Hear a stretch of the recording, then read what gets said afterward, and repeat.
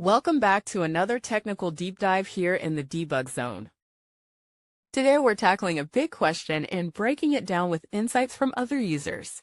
Hopefully this clears up some misconceptions and helps you get the answer you need. So buckle up, stay a little curious, and let's jump right in.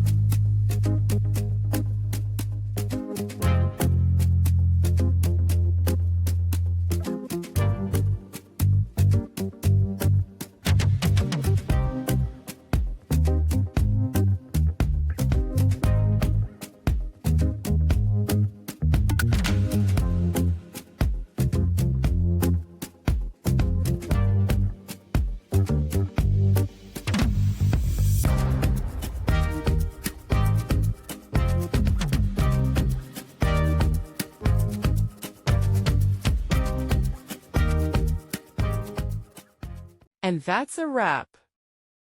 I hope you found the answer you were looking for. If you did, take a second to hit that subscribe button. It really helps out. And let me know in the comments which solution worked best for you. See you next time in the debug zone.